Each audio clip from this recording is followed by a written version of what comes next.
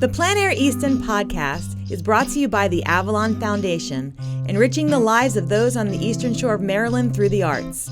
Visit avalonfoundation.org for details on events, performances, and educational programming offered throughout the year.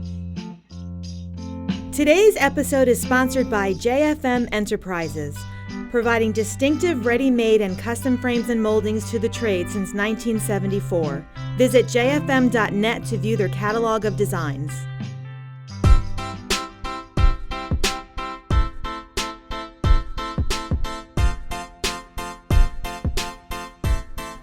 Nancy, this is my one question I wanted to ask you when I was coming in today. I'm going to ask this. How does anyone out there, any of us listeners, how does one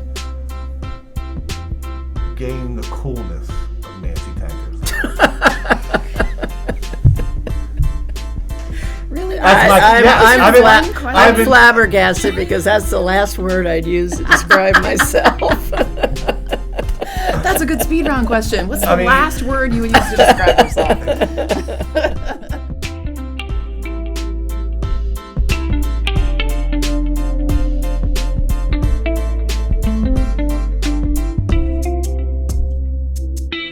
Hi, welcome everyone to the Plein Air Easton Podcast. My name is Tim Wagon, here with Marie Nuthall. Marie. We haven't seen each other for how would they know in the digital world? They would just think this was next week. Yeah. Right. It was just yesterday. Right.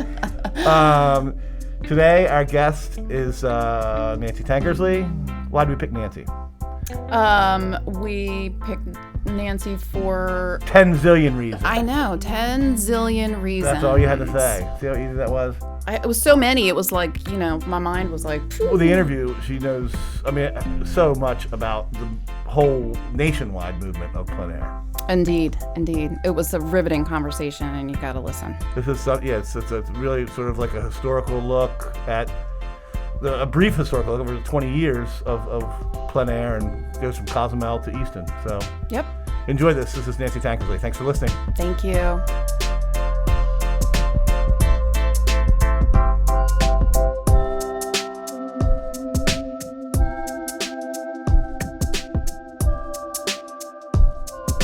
I don't even know how I set that up. I know. It's kind of convenient. Is it an Apple 13?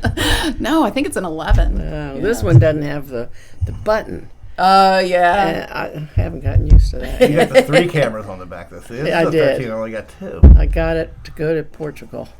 And, it's a good camera, but it then edits your photos without you asking it to. Yeah, you have to. And I don't like that. I did find that function. You can leave it normal.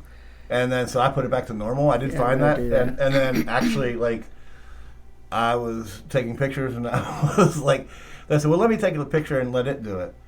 And it did it 10 times better than what I did. Really? I just don't have an eye. I really don't have an eye for a camera or whatever. So then I'm back to it. But the question is, which filter do you take? Because they're all stunning. You know what I mean? Anyway. I remember the cameras. We all do remember the cameras. We're here. Welcome to Plein Air Easton. We were talking about cameras there. I think probably taking pictures of your art, Nancy, in Portugal. Welcome back to the Plein Air Easton Podcast. I'm Tim Wagon with Marie Nuthall and the wonderful guest this week as always, but special because she lives right here in Easton. Nancy Tankersly is the artist with us today. Welcome, Nancy, to the show. Marie. Welcome, Nancy. Thank you. So it's good great to be here. You. Yes. Finally, we get to, between your traveling abroad, and it's so nice to finally be able to sit down together. Yeah, she's not an easy guest to get. She's busy. Even though she's right around the corner. I know. And she's been busy the whole time she's been here. I think ever since you've been in Easton. How long have you been in Easton now, Nancy? We moved here in 2004. 2004. So you do the math.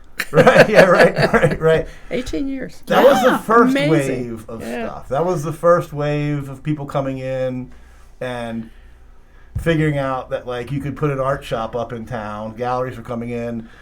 Stevens Columbia at Easton. had become a fine dining restaurant, and that attracted. I remember that. And then you had this wave of people that came in. I think that's when Scosa came in. It was. It all happened. Liz that time. came in with the Chez Lafitte. All that stuff was kind of going on. Yeah. David Grafton, he was here just a little before me, and I knew him from Arlington. Right. So it was an exciting time. Yeah, it was really. Yeah. It's kind of like what's going. Just changes going on now in town, and it's just kind of interesting to see how the changes get magnified by people doing stuff that wasn't here before and attracting people into town. It's really, really good art community. Where are you from originally, Nancy? My dad was in the Navy. Okay. So I was born in Bethesda Naval Hospital. Oh, nice. So I guess you could say I'm from D.C., but not really. Or Maryland. Actually, this is the first time I've lived in Maryland. We always moved around a lot, so my relatives are from the Baltimore area. Well, you were born in Maryland. Yeah. Where do you think you're from? Navy. I mean, when you lived in how many places? I haven't counted them, but I've lived on all the coasts in Texas, and spent a lot of time in the D.C. area, Northern Virginia. Did most of my schooling there, I guess. But this is the longest we've lived anywhere. Right. Yeah. This time in Easton has become home, really, and we're thrilled that it is. How does it compare of all the places in the world? Like, tell me that perspective. Gosh, that's a really hard question. What is there something that eases your soul? Well, you're not alone. About this First of all, you're not alone. Area. I mean, there's plenty of people who have come here. Yeah. Well, it's a lot of people describe it as Mayberry. Those of us that live here know that it's not. It's true. Could be Peyton Place. I don't know. But it's a small town. But it is. It's aesthetically beautiful with the buildings and the plantings and even the old falling down houses. I find aesthetically really appealing. It's got a real diversity of people. It has a really rich history, which is starting to be uncovered more and more. I think that the black community and Tubman and Douglas, we're really, living in a really important area. And, I think that's really exciting. Culturally, we have an Academy Art Museum, an accredited art museum. We have the wonderful Avalon Theater that brings world-class performers to our little town. I remember seeing Joan Rivers here just a few months before, or maybe within a year before she died, and how I felt like I was sitting in a living room and this crazy lady was performing, and she was so much better than I ever dreamed she would be. I remember she made a whole act out of a stool. Fun. She was sitting on the stool, she was leaning on the stool, she was carrying the stool around. But I thought, this is really genius. So anyhow, that's the type of thing. And then the watermen, the diversity of occupation around here. I love the watermen. I think their history is interesting and romantic in many ways. It's got this old world feel to it, and I could just go on and on. There's so much that you could be busy every single day, and learning to pick and choose is one of the hard things. I want to do it all, and I can't. I know that piece. It's a great place to live, and I hope it doesn't change too much, and I hope it doesn't get too big. I saw that happen to Annapolis because I actually graduated from Annapolis High School. Oh, okay. Lived there 2 years before I graduated. So I can't really say I'm from Annapolis, but I have some familiarity with it. And, to me, going back to Annapolis now, it's not the same. Annapolis was much more like Easton is. So, it could happen, and I hope it doesn't. Right. That's right. So you landed here in 2004, and it wasn't very long after that before Plein Air Easton kicked off the ground. Can you say a little bit about how where those ideas came from? Yeah, it's just, a whole bunch of coincidences that all came together. We had bought the art gallery, and I'd started to hear things about plein air movement. And Ross Merrill, who was an artist in the gallery, and he was also the chief of conservation at the National Gallery, so he was very plugged into the art world. He said, why don't you try to get a plein air event started? And I just kind of shrugged it off because we had just bought the gallery and I was trying to figure out how to be a gallery owner. It was enough to worry about. Sure. But then in May, a friend asked me to go out to Carmel, California with her because she had been accepted into the Carmel Plein Air event, and I didn't even know what it was. And I thought, sure, I've got a few days, I'll go with her. So went out to Carmel and experienced my first plein air event, which was the Carmel Festival, which had been going on for a number of years, then maybe 10 or even 15 years out there. At the time. At the time, yeah. And it was just really exciting. And I thought, this is so much fun. And I can remember seeing, in fact, our judge this year, Joe Wong, our juror, I guess he's a juror this year. I remember seeing him and another California artist at the Quick Draw paint each other's portraits. And I was just blown away. I thought that this is so cool. And so it's so funny that he's now coming from California. Full circle. So anyhow, I came back to Easton after having experienced that, and somebody from the Waterfowl Festival came through the gallery and they said, we're really hoping we can find another event in town. Yeah, at the time. They were looking for They were looking for another festival. Yeah, and I thought, well, maybe this would work here. And so that's kind of how it happened. I think from my experience and then moving to Easton and just seeing how it could happen here, Ross Merrill and I actually wrote up a proposal. Ross was really helpful, focusing on the things that would be important in a plein air competition and what was needed from the community. And so I presented that to Al Bond, and Al Bond called a meeting of some gallery owners and other business owners, and I can't remember who all was there, and we discussed it. And it was really funny because I got the opinions like, well, this is not Carmel, there's nothing to paint here, and and it was funny, the kind of the pushback initially, but anyhow, that's how it got started, and it's an amazing thing. I am proud to say that I have painted in every one of these, because I painted in the Quick Draw that year, which they displayed in the Historical Society Gardens. Yeah, that's where you had to take your paintings back to. In 2005? Yeah. And I painted, and Dorothy, Susie's mom, bought it for $10. I put $10 on it. It was really terrible. But it was the only, and that's why I have since always had people help me paint, because there's no way I could do it. I mean, it would never. So I remember when all that started. So it's a great story about plein air, is my point, is that, it was this thing that nobody really knew. Yeah. It's here 18 years later because everybody has done a great job with it. Mm-hmm. I mean, I really think that is... They really picked up the baton and ran with it. It was kind of this thing I knew instinctively that we had to jump on the train or it was going to pass us by.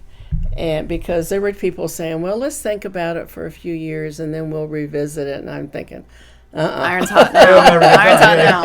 It's now or never. And, looking back to the other thing that happened, Tim Dill stepped forward with $10,000. And he said, I want this to go to the artist. So he set the stage for a high quality competition, I think. Right. And that we had good prize money from the start. So there were just all these little pieces. And then, of course, the Avalon got involved in a major way, and that has been huge. That's responsible for the growth, without a doubt. So your education is in art. Was it in portraiture, as I understand? Or was that just where you I have a lot. Started? I started as an art major in college back in the late 60s, and only did 2 years because I didn't feel like I was learning anything. You hear this a lot from people that were majoring in art at that time. And got married, and Carl and I, my husband was a Navy aviator, and we moved around the country. And then when we were in California, I finished my degree in social work, because where we were living, I could get into the University of California at Santa Cruz, but they didn't have an art department. And so I did my second interest, and I became a social worker. And I think actually that even had some influence on Plein Air Easton, because when I did that degree, I had to work. I was actually working with family planning and farm workers, migrant farm workers, and the health department. So if you can imagine, you have this. I'm working with your social work stuff. My social work. I'm working with a community organization, which is very forward thinking and fast moving. They have a problem to solve, and also trying to work with the health department, which is entrenched in the way they do things, and bureaucratic, and learning how to get things done between these two organizations. So when you actually compare it to Plein Air Easton years later, some of the same things, and you have to learn how to make it a win-win for all parties. Right. And I think from the beginning at Plein Air Easton, we really, Al always said, make the artist happy. Driving principle. Make the artist happy, exactly, and everything else will fall into place. And I think that's really true. But you have to think about how you can make all players happy. Right. So anyhow, that's just that's great stuff. I mean, Mary, any more in-depth questions? You really stumped her with that first question, and we just got just right out of the gate. I didn't say a word. You told me I could just right out of the gate. What else? I mean, so you college. I could pull a lot of threads. Yeah. College. I want to know all this. Oh, the portraiture. Portraiture just was something I liked to do. And one of Carl's duty stations was Jacksonville, Florida, very traditional. Every home I went into had a portrait. And so I started doing pastel portraits and did that for a long time. And then and probably could have stayed in Jacksonville, Florida the rest of my life doing portraits. But then Carl got transferred again, and we went up to Washington, D.C., where nobody knew me, and I had no portrait commissions, and I had to kind of start over again. At that point, I went to classes at the Torpedo Factory, realized that there was a whole lot more to know about art than just portraits, and started expanding what I did, got into some galleries, really was not painting plein air at all. I didn't paint plein air until around 2000 was the first time I did that. And I had been at that point in galleries. You used to study off pictures and painted off pictures, or painted still lifes in my studio, or painted models live, but had never gone out into the landscape to paint it live. I had done landscapes, but it was always from photographs. Uh-huh. So anyhow, the first time I went out plein air painting, it just humbled me. Oh yeah, yeah. It is the hardest type of painting there is, really. Go ahead. I'm hogging the whole interview. No. I was going to say why. Well, yeah, I was going to ask. Well, the obvious things are the changing light and the weather conditions. How did it humble you? Huh? How did it humble you? How did it humble you? Okay, well, I was in some galleries, and I was, selling my portraits, and, felt that I had fairly decent skills. And the first time I went out to paint, it was like, oh my God, there's so much out here, and how do you paint all those greens, and how do you deal with everything that's out here? I mean, imagine when you're painting a portrait, you're looking at a head. Okay. Or when you're painting a still life, you're focusing on some things.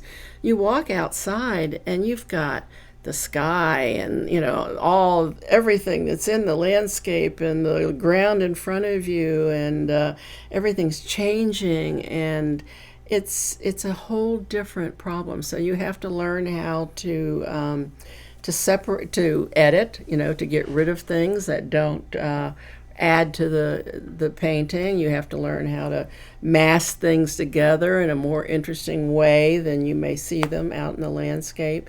You have to learn to really simplify. You have to learn to paint fast, You have to really rely on your memory, because the painting that you started with may not be what you're painting an hour later because the light has changed. So or the bird flew off. The boat moved, or the truck parked in front of your. There's all kinds of things that happen. So it takes a lot of skills to pull off a good painting outside.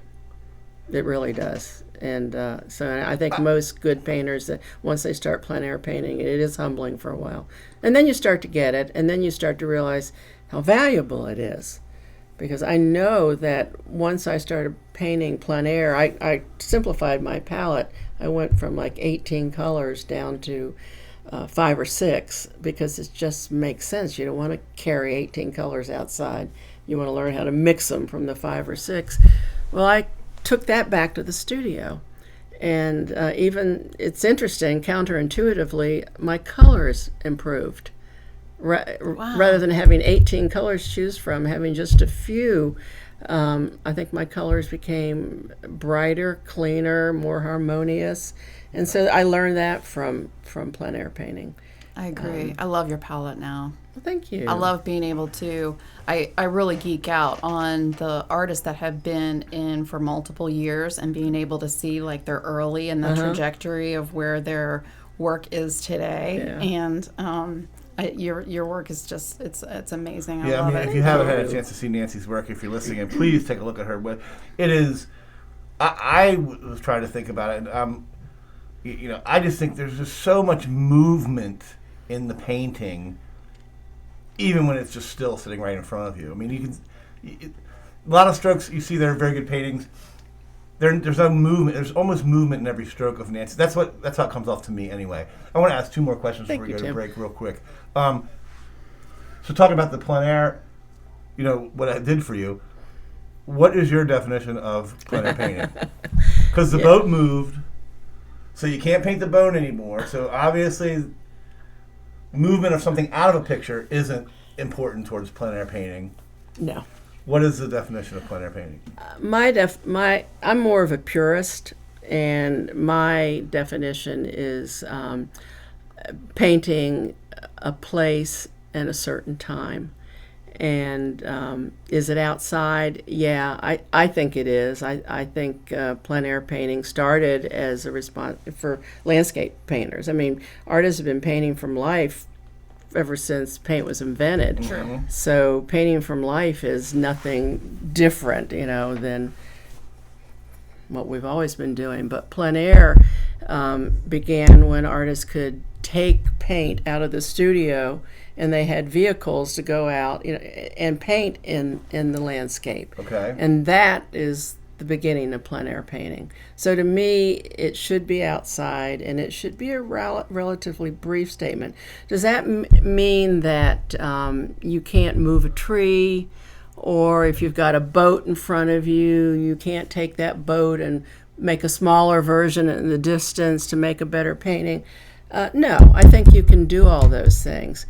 But I think it really needs to be a response to the scene in front of you and outdoors. Now, I know that, things along the way have gotten changed because, it rains, so we make it easier for the artist to go inside and stuff like that. Sure. But that's just painting an interior. You're not dealing with changing light, changing, wind, gotcha. So it's the impermanence of the scene, I think, that really defines plein air, the temporary nature of it.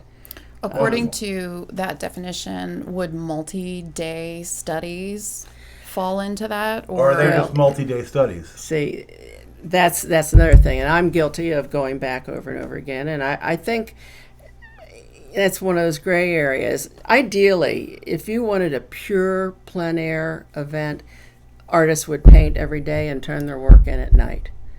And that would be it. It would be a one-shot deal. So it would be 7 days of quick draws, basically. Mm-hmm. That would be, on the pure end of the spectrum. Right. And but we're realists, and we can't always do that. And people want good paintings, and people want big paintings, and the festivals are in it to raise money for different causes. So, money comes into play. So you start making little concessions here and there. But again, I think a pure plein air is an immediate reaction to a random scene, really, a scene that you happen upon. And so, when we start conceiving, and it comes being conceptual paintings, I think it takes a step away from plein air. Gotcha. So. That's a great definition. We haven't heard that one before. And we're going to do, I just want one more, we're going to take a break here real quick. I want one more question. We've talked about, you've mentioned Carl a couple times in this interview. What was Carl's first line when he decided, how did you guys meet? What was his first line? Carl is Nancy's husband. For anybody Carl. That is I love Carl. Not in the know. How did it happen? How did he? Was it Bethesda? Was it Bethesda? No. I mean, you married you came from the military. He's a military guy. I'm like thinking Top Gun. Carl's walking across the thing. Yeah. I mean, no answer. I could give it to you. I don't know if Carl will forgive me for this. We want it then. No, I met him in Annapolis. Annapolis? Yeah, on the street, so they say. Wow. It wasn't at a tea dance, and it wasn't. Did he have his Navy at the CO Club uniform or whatever? on? He did have his Navy uniform on. Reardon's, McGarvey's? No, none of those. Up the hill? Griffiths? Acme? No. So, if you get to know me really, really, really well, and bring a good bottle of wine, I may tell you. All right. But that is not for the listening audience. We'll have to leave it at, well, I hope it would be for the listening. I mean, what do you think happened, Marie? Well, I'll tell you what we told our parents for many, many years. we met at Mallmeister's Ice Cream Parlor on Main Street. Oh, that's a nice wholesome story. Yeah, so that's the story, and I'm sticking to it. They have a cover-up story for how they met. All right. We will leave the cover up at there. It's inquiring minds further than ours. We'll be right back with more Plein Air Easton Podcast. Thanks for listening. The 18th annual Plein Air Easton Competition and Festival takes place July 15th through the 24th, 2022, when 58 of the top plein air artists of our time will spend 1 week in Easton, Maryland, competing for thousands of dollars in prizes.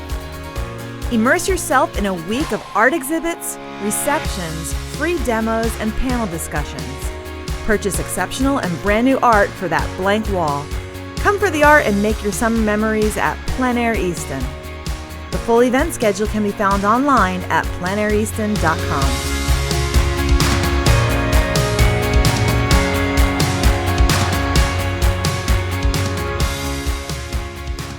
I get about 3 asks per year about how can I start. Oh yeah. Yeah. I mean, I remember Austin called me. I was selling tickets at the Avalon. I was the only person in the office, I think, that day, and like they were, how do you do these? Austin wanted to know about the plein air thing. Austin, Texas. They called the Avalon me. I was just, it wasn't even a stole treatment. How'd they get your number? I answered, I guess, and I was like, yes, it's really cool, and then I gave them the right people. But like, I remember when they called, and that's a pretty big one now, right? No, there's none in Austin at all. all. Where's one in Texas? San Angelo. That's Austin. I mean, don't San follow Angelo's Tim's advice. That's pretty close to think. No, it's not close at all. Yes, isn't it? No, Austin's on one side of the hill country, and San Angelo's on the other. Yeah, but there's about 3 hours in between. I was thinking of something in between San Antonio and Austin. No. Okay. No, I don't know. I lived in Austin, but I didn't do much out there anyway. So I didn't remember much. No, I guess it's a great town. Anyway, yeah, it was Austin that called, though. I mean, that's who. It wasn't San Angelo, I don't believe. San Antonio would be a great place to have one. There's not one out there. It would, but here's the thing, and I've received lots of requests. Probably as many as the Avalon. Well, no, it was a joke. To help them, advise people, on getting their plein air event started. And for a while there, it got too much, really, kind of where you didn't want to answer any questions. But most of the time, I will, because I feel like this movement has become a movement, art history movement, really. It's going to, 100 years from now, will have a place in the history books. And it only benefits each other if we support this movement. Sure. Yes. So you have to support the movement for other, in other communities. But what I really tell everybody is that there'll never be another Easton, because there'll never be the same combination of factors, that make Easton what it is. Of course. The Avalon, the wealthy community, all the waterfront, the proximity to big cities, the fact that there's not much going on in Easton in the middle of, July, all of these things are factors that it's hard to replicate. Accredited art museum. So every community has to. I can, tell them what we did, but they really have to figure it out themselves. What's the hardest type of community to do it in? A big, busy city, I think, because it's really hard to focus attention on the event. It just becomes one, this huge, noisy, background. And Easton has the advantage of very quiet time. Right. And so all eyes are, on Plein Air Easton, and I think that's been really huge. So I think, which can sometimes present another set of challenges for us too. What do you mean? Just because a lot of the visitors can be kind of passing through, and some factors of the festival. The kids are out of school or they're on vacation. Yeah. You know what I mean? It's hard to get the attention of maybe younger artists for that piece of it. Yeah, so. I could see that would be an issue. Yeah. But there's always going to be problems, and it's really up to each community to learn how to overcome those problems. For instance, San Angelo is one that is modeled after Easton. In San Angelo, Texas, and it's actually my second favorite to Easton. It's the end of October, and I do that every year as an artist. That's beautiful. And they did a lot of the same things at Easton. There's an accredited art museum, and they, partnered with them. But their problem is that the ranches are so big out there. We've got our waterfront estates, but they have 10,000-acre ranches. Huge place. And, it could be a 2-hour drive into San Angelo for their demographic, to come in and see a painting. And most of them can't do it. So they solve that problem by taking the artists to the ranches. So we drive a lot. And then one thing they did was they have 2 days before the event starts where you go stay at a ranch as a guest of the rancher before you even head in for San Angelo. And that really bumped sales because, what happened, when people are painting your property. So, they've learned how to deal with their disadvantage, which is a huge geography, just like we've learned how to deal with the heat. Yeah. Right. Sure. Things like so. Everybody has different challenges and different advantages, but I do think a large city is at the really has the hardest time. What is your number one piece of advice for just somebody cold calling you and saying, how could I even start this? Make sure you have enough buyers. Because if you don't have enough people that are interested in, purchasing art, it's not the event's not gonna have any longevity. And you can build buyers, but that's not the way to start. Right, you can build buyers, but you have to figure out a way that you at least have a decent body of sales the first year. Sure, yeah. And we did it, accidentally because we started rebating the cost of a ticket from the beginning, and that was really scary. I mean, that was a real gamble to sell. I think there were $50 tickets, but then have to turn around and give $50 back. But it paid off. Right. Paid off. Right. Big time, and so anyhow. You said, we were talking off mic a little bit a while ago, you were like, I just let things come to me. With your gallery. Can you talk about that a little bit? It may be part of being a Navy brat, because my dad was Navy and we moved around a lot. and being used to change. But I think I'm also an optimist, and I tend to look at change as an opportunity.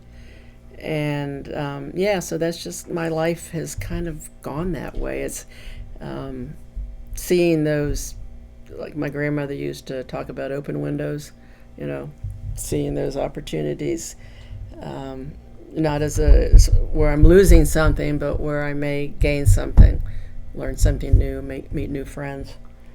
So was that? I figured it was something like that. Yeah. Yeah, I am an incurable optimist. It's getting harder and harder, but sure. Well, it sure beats the struggle of having expectations about what's going to happen and how it's going to play out, and you were there's a painter. A lot of struggle in that. Well, you were a painter, and then you were a gallery owner, then now you're a teacher still. You're a teacher? I teach a lot. Yeah. I mean, how did that transform? How did that all? Well, the gallery happened because I was in that gallery. Patricia Spitaleri had found me in the Art League in Virginia and invited me to join the gallery. So I was in it for a couple of years, and I would bring my work over here, and I'd think, oh, what a cute little town. I'd drop my work off, I'd leave. Right. And then she was thinking of selling, and she told all the gallery artists that she was going to be selling the gallery, and I still didn't register, but she came to me. She had an opening for me, and Ross Merrill, actually, we were having a two-person show, and she came to me during the opening and said, Nancy, your last child is going off to college. Wouldn't you like to buy a gallery? And I kind of looked at her, and I was like, what? And then I went home that night and talked to Carl about it, and he'd had a bad day at work, and he was saying, well, let's go check it out. So, and we were living in southern Maryland at the time, near Solomon's. And so we drove over the next day, and the more we looked, the more we liked it. And,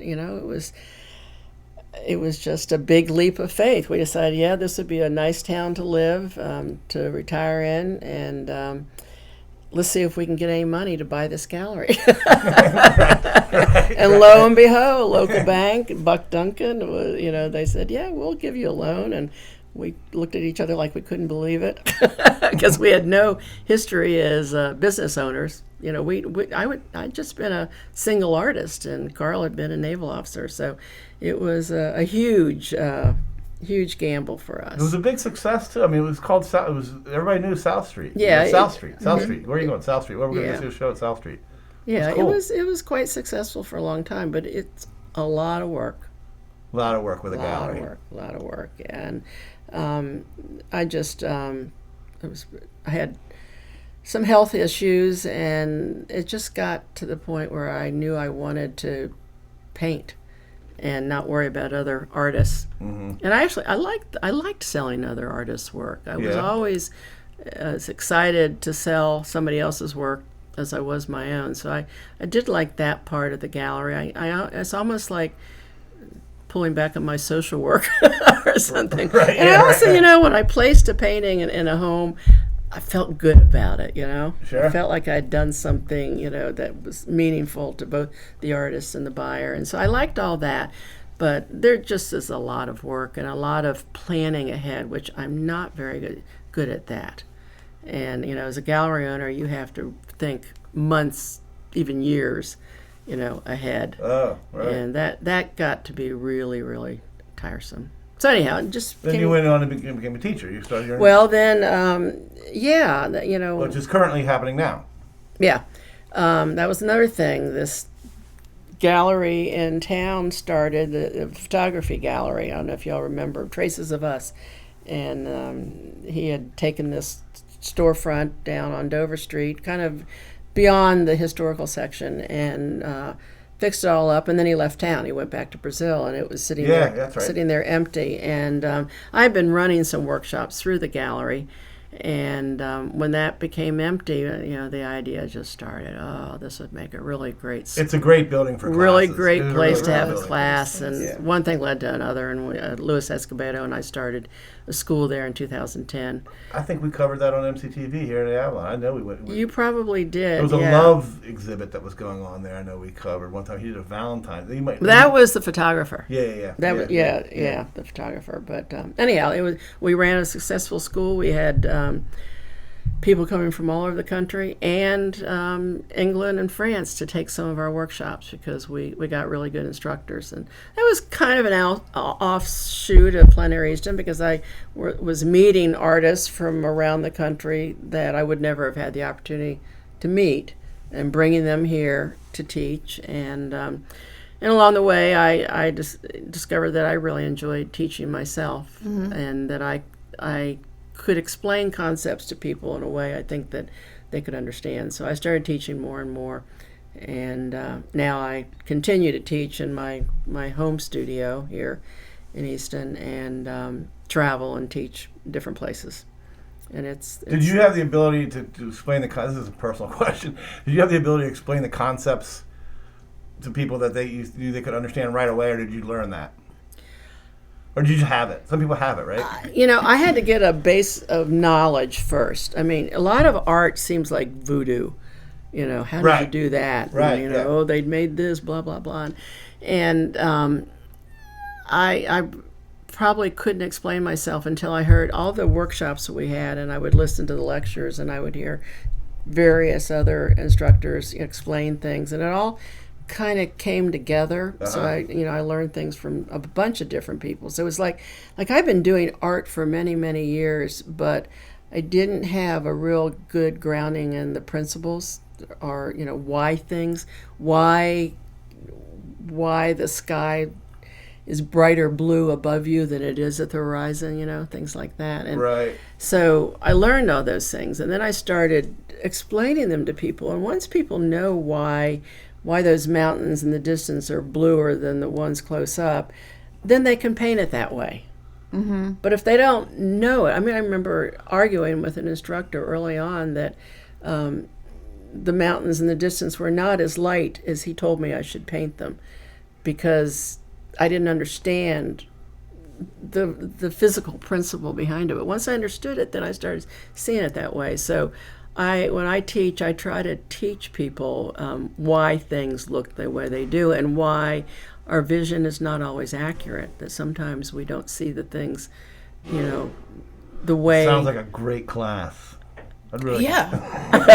I'm like, where do I sign? This is what you're really seeing in the world. I'm like, yes, I'm right there. It's the truth. I believe though. you. I totally believe... Yeah, I totally get it. It is the truth. I get it. Explaining art is hard. It is. It is, but you learn the language. Right. So, but I enjoy. It's fun. And then I think that leads into kind of like your whole with all the things you've done, and I know that some of them weren't all plein air, but a lot of it has to do with the importance of the plein air movement. Yeah, I think what is surprising people so much is the way it's enduring. Right. Everybody thought it maybe 10 years, something like that, but it is. I don't see it lessening. I don't see it changing, significantly. Some events will prosper and others won't, but I think it will keep going. And I think why is because there are so many reasons. It gives people that ordinarily would not go into a gallery or a museum, it gives them access to the world of art that is friendly and welcoming. They get to know the artist, they can approach an artist on the street, they can watch the art being made. So it makes it takes it out of the realm of galleries and museums, and it puts it where people can feel more comfortable. Yeah, exactly. So I think that is one of the reasons it's so successful. It also helps people, it instills a pride of place. I think Jessica and I have talked about this a lot. It makes people see their hometowns anew and be proud, enjoy, their surroundings. So, completely agree. that's another, thing that I think keeps it going, because there's always unpainted areas, of this country. And if there are people that are interested enough, they can get a festival going too, and then the same thing, can be happening in their town. And it's just been a win-win, really, for the organizations and towns that sponsor them, and for the artists that participate. Do you think that the movement is equally as vibrant in Europe or in other countries as it is here? No, but I think it's starting. Okay. I know Canada, has started, and because a lot depends on the political situation, but I don't know if it'll ever grow to the extent that it has here, but I think it will continue to grow.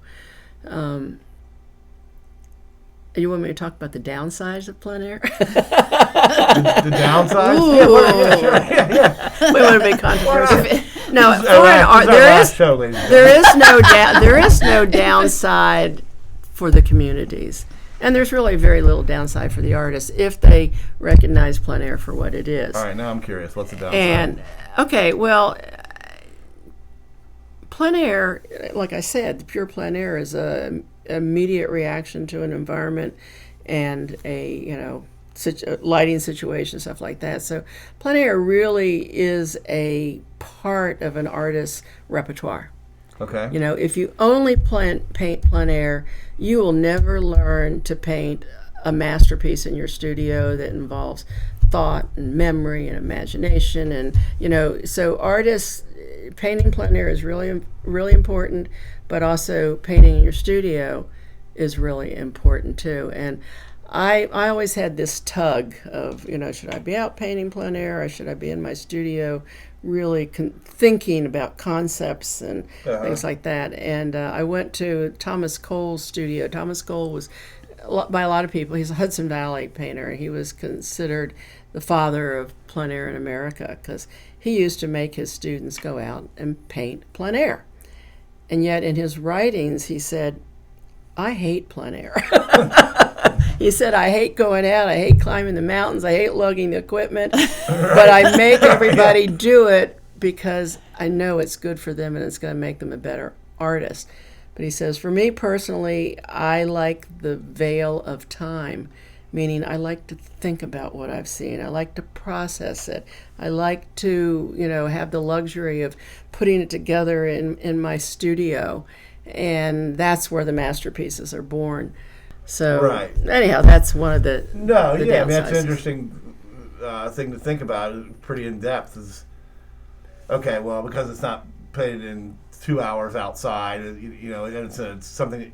But one thing I think that somebody like me would never think of is like, okay, I want to sit with this piece and think of concepts for how I'm going to do. Like that would never even cross a person out in the I guess who's not an artist, a painter's mind. So that's really interesting to make sure if you're out there listening, just keep an open mind on everything. I mean, it's not once a week plein air maybe is great, right? Then you can stay in your studio just come to Easton when you do it. I'm just kidding.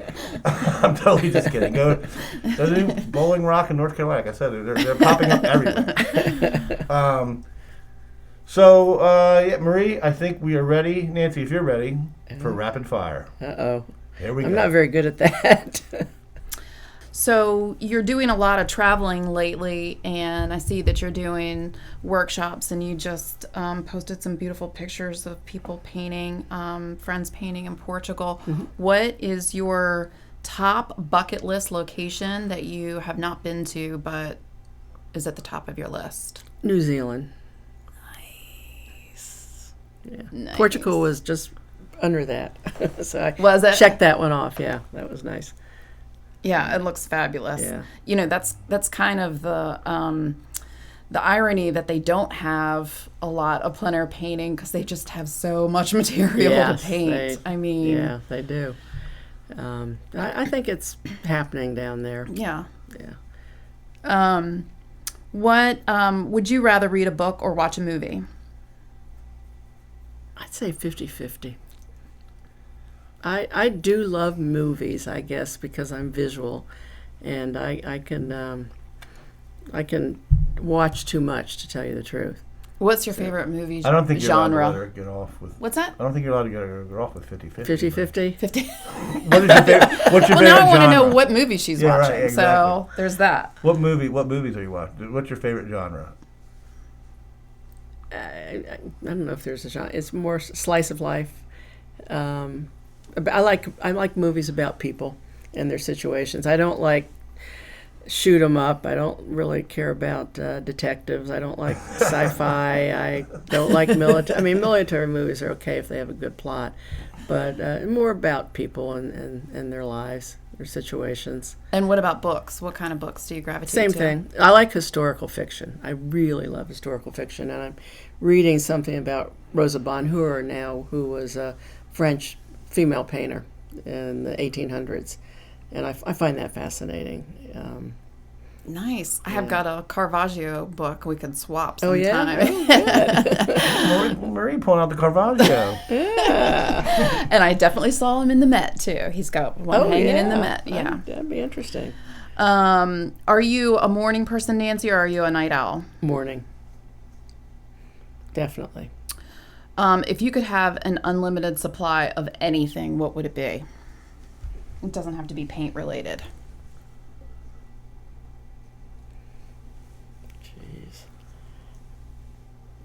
That is a hard one. I know. Well, then it begs the question. What would I not get tired of ever? Good health. And I don't know if Did I say good health? Yes. An unlimited supply of good health. Unlimited supply. Nancy, who inspires you? Other artists. You want a name or? No, you don't have to if you don't feel. I mean, unless who. Just like no, you have to say something. There's a lot of them. Aesthetically, right now, a landscape painter from Utah, Doug Fryer, inspires me because his landscapes are so they verge between abstraction and reality, and they're just so poetic. So, as an artist, he inspires me. President of Ukraine inspires me. Mm-hmm. Some of my friends inspire my friend Sarah Polly inspires me because she's always up and always positive. Gosh, I could go on. The Avalon inspires me because it's such a tight organization and so effective in what you all do. Thank you. That's nice. Yeah, we're so grateful to you for all that you've done for us too in the past. We wouldn't be sitting around this table it really has, talking about Plein Air Easton if it wasn't for Nancy. It really has come together. I mean, between, like you said at the very beginning of the interview, which is everybody trying to be decent to each other and figure out how we can all make it work, and you let the universe sort of lead you here, and here we are. Yeah. It's great. Yeah. It's great. It is. I love it. Feel very you done fortunate. with Rapid Fire, Marie?